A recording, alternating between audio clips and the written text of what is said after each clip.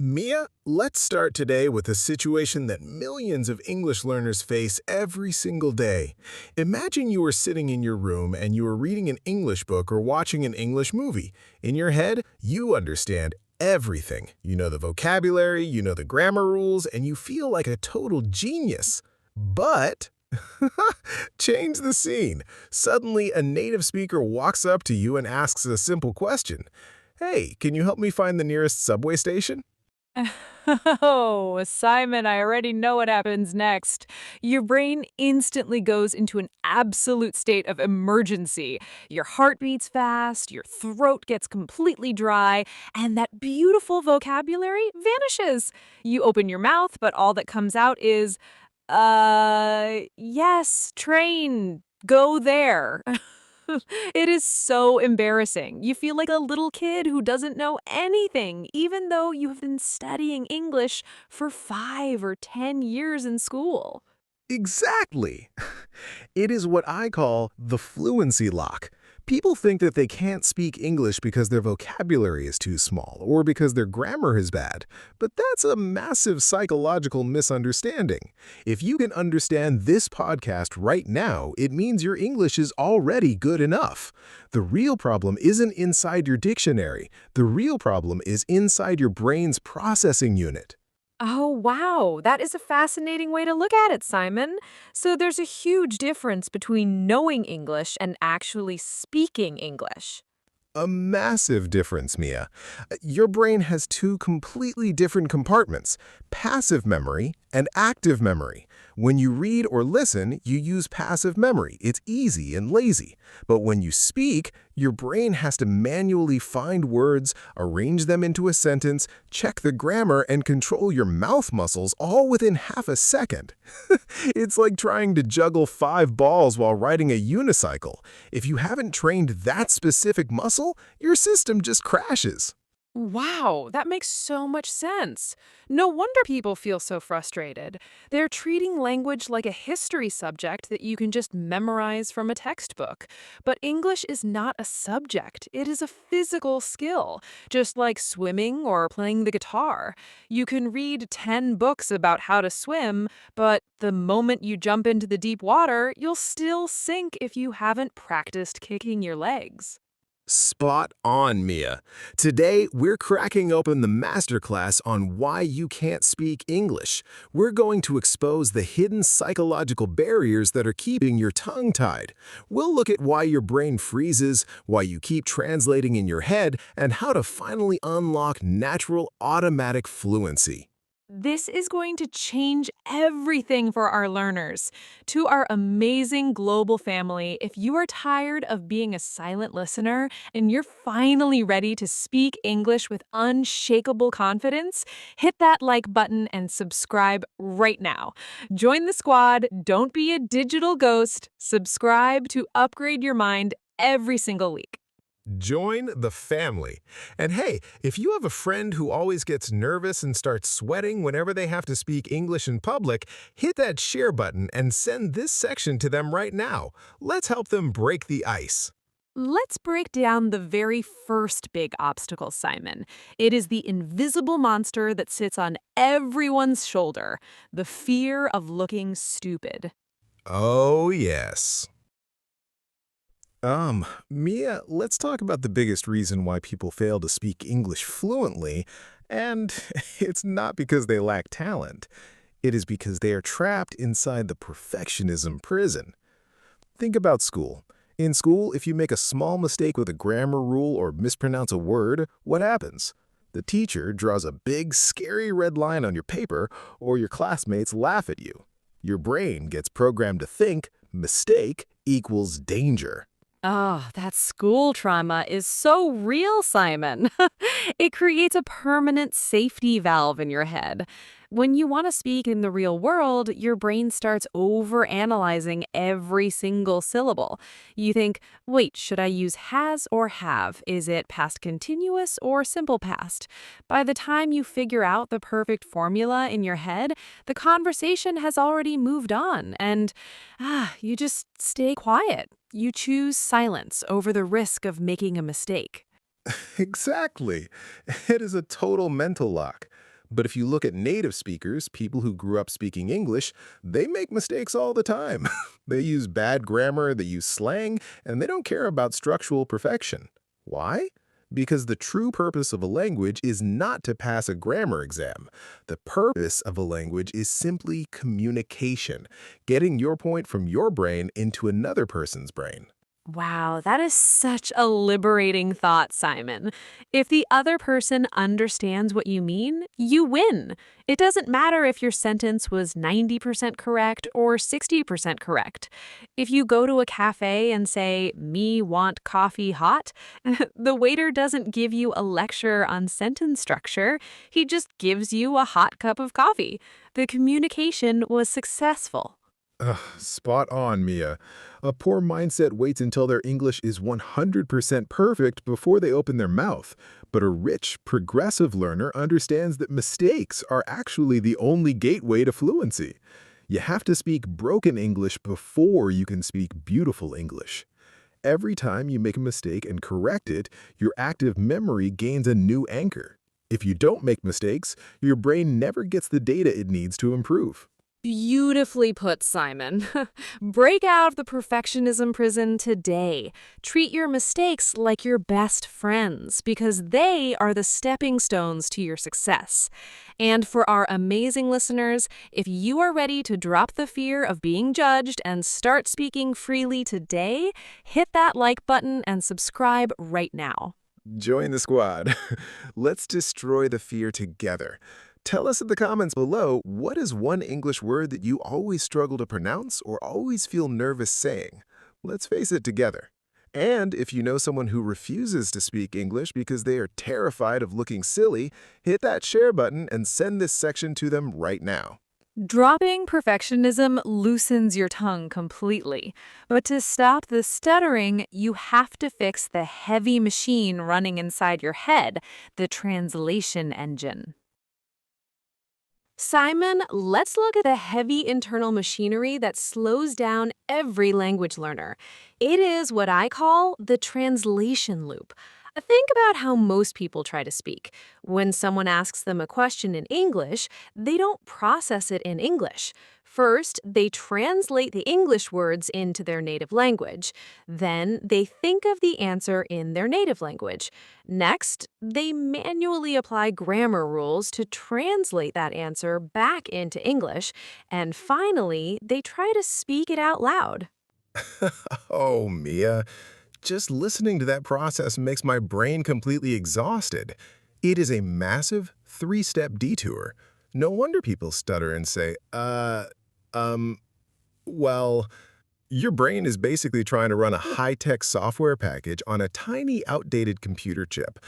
By the time your translation engine finishes processing the sentence, the other person is already looking at their watch. You cannot build a fast, natural conversation if you are constantly building a bridge between two different languages in your head. Oh, it is a total speed killer, Simon. People ask, but Mia, how can I stop translating? My brain does it automatically. The reason your brain does it is because you have trained it to be a translator, not a speaker. You spend all your time memorizing vocabulary lists with definitions in your native language. So every time you see the English word, your brain is forced to look at the native word first to understand the meaning. You have built a dependency. Exactly. You have to cut the middleman. A fluent speaker doesn't translate. When a native speaker looks at a bright red apple, their brain goes directly to the word apple. They don't look at the fruit, think of their native word, and then convert it. To build that direct connection, you have to start immersing your brain in English environments. Start small. Change your phone's language settings to English. Narrate your daily actions in your head in English. And stop using bilingual dictionaries.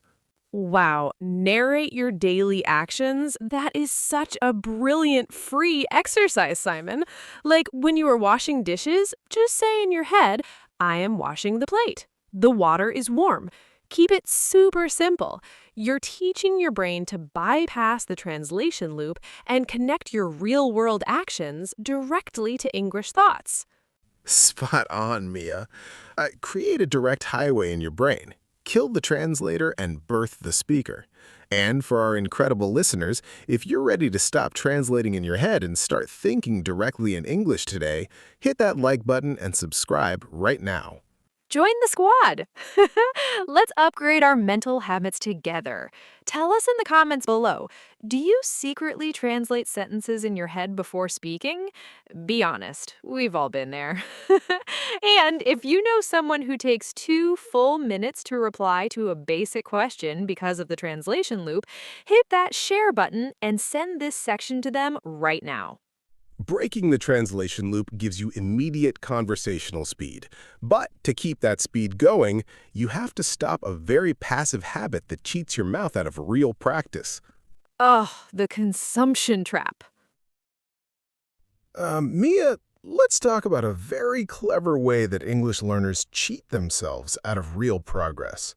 They say, "Simon, I am doing so much English practice. I watch 3 Hollywood movies every week, I listen to English podcasts while I commute, and I followed 10 English teaching pages on social media." They feel incredibly productive, but if you ask them to speak for 2 minutes without stopping, they freeze. They are stuck in the content consumer trap. Oh, yes. This is the ultimate comfort zone, Simon. People confuse input with output. Watching an English movie or listening to a podcast is purely passive input. Your eyes and ears are doing all the work while your vocal cords and speaking muscles are literally asleep.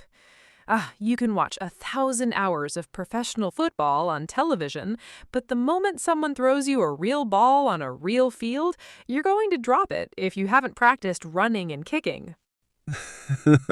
Exactly, Mia. It's an absolute illusion. Your brain loves input because it's completely effortless. It takes zero courage to sit on a sofa with subtitles turned on. But speaking is an active output sport. If you spend 90% of your time consuming content and only 10% actually moving your jaw muscles, your fluency will never grow. A poor mindset is addicted to consuming. A rich learner is obsessed with producing. Wow, producing over consuming. That is the golden rule. People always ask, but Mia, I don't have a native speaking partner. How can I produce? You don't need a partner to start. Use this shadowing technique.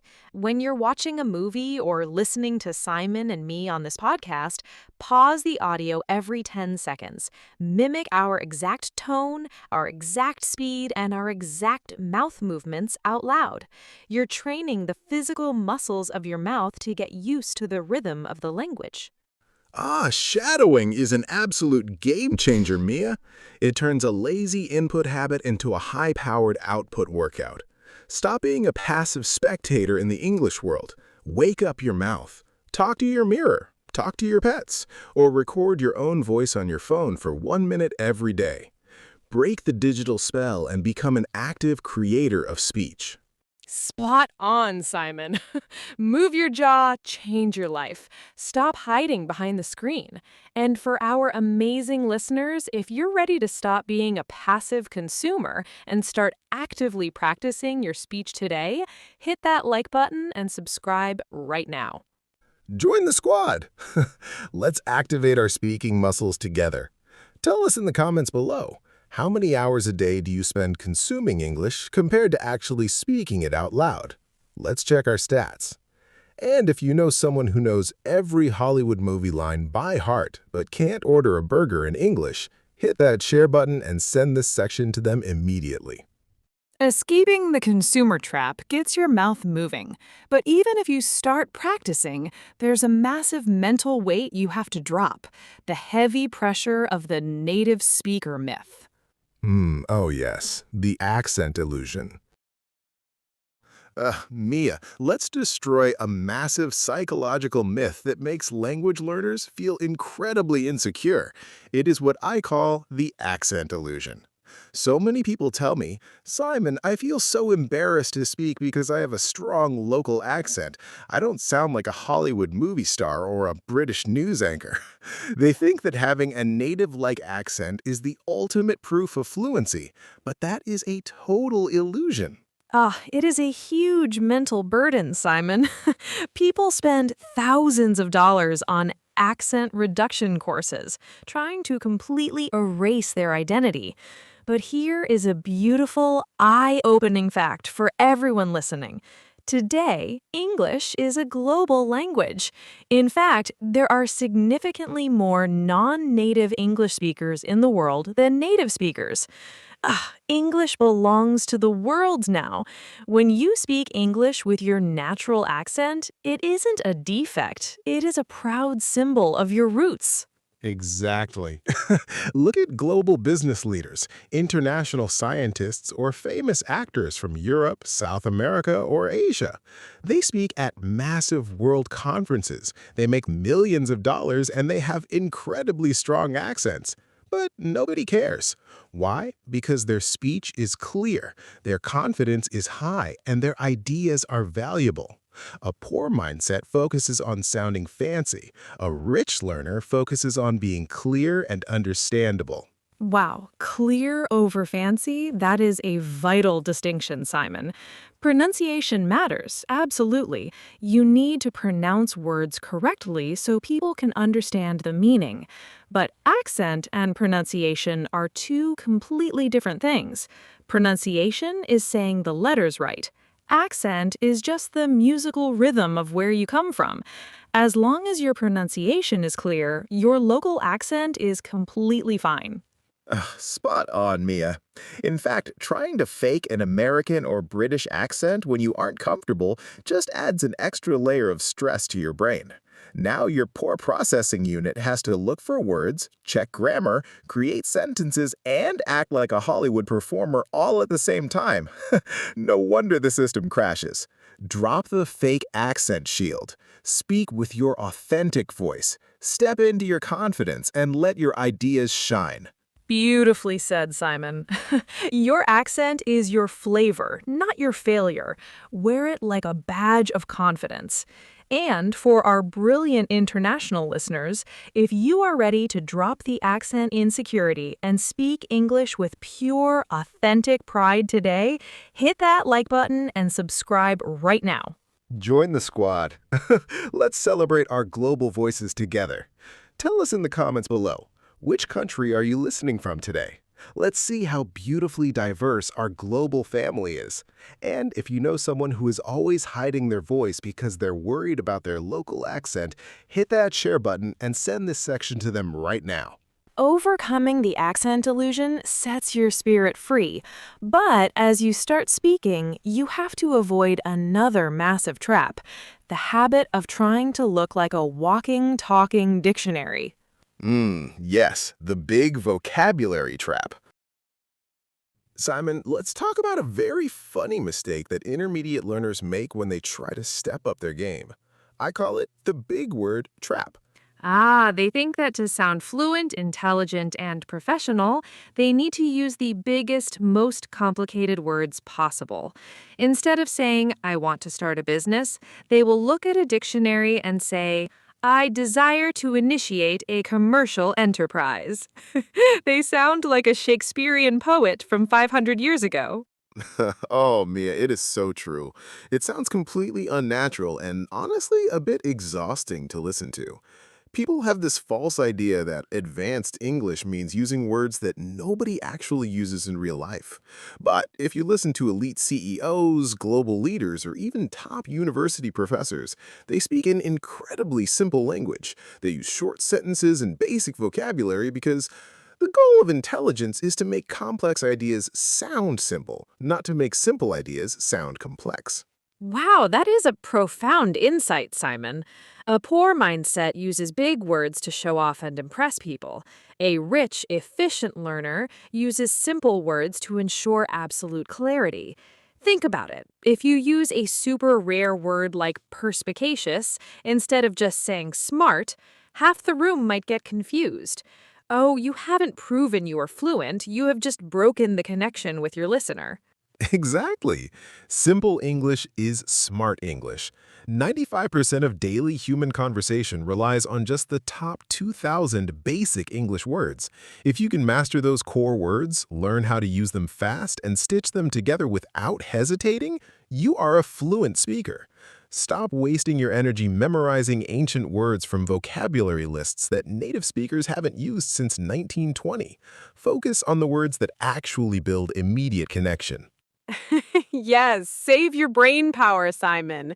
It's like carrying a giant heavy suitcase full of clothes you'll never wear. Lighten your mental load. Keep your sentences short, keep your words familiar, and let your confidence drive the message home. When you simplify your vocabulary, you instantly reduce your stuttering because your brain doesn't have to search through a giant database for a fancy synonym. Spot on, Mia. Strip away the fluff, master the basics, and dominate the conversation. And for our amazing listeners, if you're ready to drop the fancy dictionary trap and start speaking clear, powerful, and simple English today, hit that like button and subscribe right now. Join the squad! Let's keep our learning practical and sharp. Tell us in the comments below, what is one giant, complicated English word you memorized but have never used in a real conversation? Let's laugh about it together. And if you know someone who writes emails like an old-fashioned lawyer just to look smart, hit that share button and send this section to them immediately. Simplifying your vocabulary removes a massive layer of friction from your speech. But to lock in this skill for life, you have to shift your learning environment away from lonely books and onto the dynamic stage of daily routines. Yes, the lifestyle shift. Mia, let's look at a very common mistake people make when they try to fix their English. They schedule a massive, painful study session for Sunday morning. They sit at a desk for 4 hours straight, drilling grammar exercises until their eyes turn completely red. But by Monday morning, they are totally exhausted. They don't look at a single English word for the rest of the week, and then they wonder why their fluency is stuck. They treat English like a chore. Oh, it is the classic study burnout, Simon. People forget that your brain is not a computer drive where you can just dump data all at once. Your brain learns a language through continuous, low-level exposure. A poor mindset tries to study English as a textbook subject. A rich, successful learner integrates English into their lifestyle using microhabits. You don't need to find extra time in your busy day to practice. You just need to switch the language of the things you are already doing. Wow, that is a total gold nugget, Mia. It's what I call the micro habit shift. Think about your daily routine.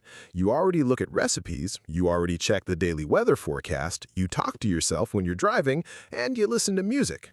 If you just change your phone settings to English, use an English GPS voice while driving, and listen to an English podcast while washing the dishes, you instantly create an artificial immersion zone right inside your own house. Oh, it is so easy when you look at it that way, Simon. You're basically tricking your brain into thinking that English is a mandatory survival tool for your daily life. Instead of a lonely 4-hour study block on Sunday, you're getting 30 minutes of automatic, effortless English exposure every single day. Over a year, that adds up to nearly 200 hours of natural practice. Your fluency starts growing like a plant that gets watered a little bit every single morning. Exactly, Mia. Consistency will always beat intensity. Stop making it a heavy psychological battle. Start small. Write your daily shopping list in English. Watch your favorite cooking show with English audio, or talk to your reflection in the mirror for exactly 2 minutes before bed. When English stops feeling like a scary school subject and starts feeling like a natural companion to your routine, your tongue unlocks automatically. Beautifully put, Simon. Stop studying, start living. Turn your life into a fluent zone. And for our amazing action takers at home, if you're ready to drop the exhausting textbook drills and build effortless daily consistency, hit that like button and subscribe right now. Join the squad. Let's change our daily habits together. Tell us in the comments below, what is one small daily setting or routine that you're going to switch to English right now? Let's hear your action steps. And if you know someone who buys 5 thick grammar books every year but never reads past page 3 because they're bored, hit that share button and send this section to them. Building your lifestyle zone keeps your momentum rolling forever. And now we're ready to face the final, ultimate psychological shift that seals your fluency. Oh yes, the grand finale is here. Mia, we have traveled through an incredible mental transformation today. We unlocked the silent brain trap, broke out of the perfectionism prison, cut the cord on the translation loop, escaped the content consumer trap, celebrated our authentic voices in the accent illusion, simplified our communication with the big word trap, and integrated our lives with the micro-habit shift. Now, we stand at the final summit of our journey. To seal your fluency forever, you must execute the ultimate mental shift, the identity upgrade. Oh, Simon, this is the one that changes the game forever. Have you noticed how most language learners describe themselves? They say, Mia, I am an English learner, or I am trying to learn English. It sounds innocent, right? But psychologically, when you label yourself a learner, your brain creates an identity of an outsider. You feel like a guest who was standing outside a beautiful house, peeking through the window, waiting for permission to enter. Yes, you feel like a second-class citizen in the conversation, Mia. It is a massive psychological block. Because you feel like an outsider, every time you speak, you feel like you are taking a test. Your brain is constantly waiting to be judged or corrected. But a rich, fluent mindset doesn't wait for a certificate or a permission. They upgrade their identity right now. They look in the mirror and say, I am a bilingual speaker of English. My English might not be perfect yet, but I am an active communicator. Wow, that is a profound shift, Simon. When you change your identity from a passive learner to an active speaker, the entire energy changes. You stop asking for permission to be in the room. You realize that your voice matters, your ideas are valuable, and the language belongs to you just as much as it belongs to someone born in New York or London. You shift from a defensive mindset that is trying to avoid mistakes to an offensive mindset that is excited to connect. Exactly. Language is not a trophy you win at the end of a 10-year race. It's a tool you use today. Stop waiting for some magical day in the future when you will suddenly wake up fluent. Fluency is a decision you make today to use whatever English you have with absolute confidence and pride. Step into the house, sit on the sofa, own the language, and let your personality shine through your words. Beautifully said, Simon. Your identity is your engine. Upgrade the engine and the car will fly. And to our incredible, brilliant listeners worldwide who have completed all 8 sections of this Fluency Masterclass with us today, thank you. You are the brave minds who are ready to break the silence and command the room. If you're ready to drop the learner identity, unleash your authentic voice, and speak English with unshakable pride today, hit that like button one last time and subscribe to our channel right now. Join the family of global speakers. When you subscribe, you choose confidence over fear. The next time you feel nervous in front of a native speaker, take a deep breath. Remember your active memory. Remember that simple English is smart English. And remember that you are a powerful communicator. You have the ultimate blueprint. Now go out there and speak your truth. Stop hiding, start speaking. Thank you for listening to the Mia and Simon podcast. I'm Mia. And I'm Simon. Your voice is your power. Claim it. Goodbye. Your voice is your power. Claim it. Goodbye.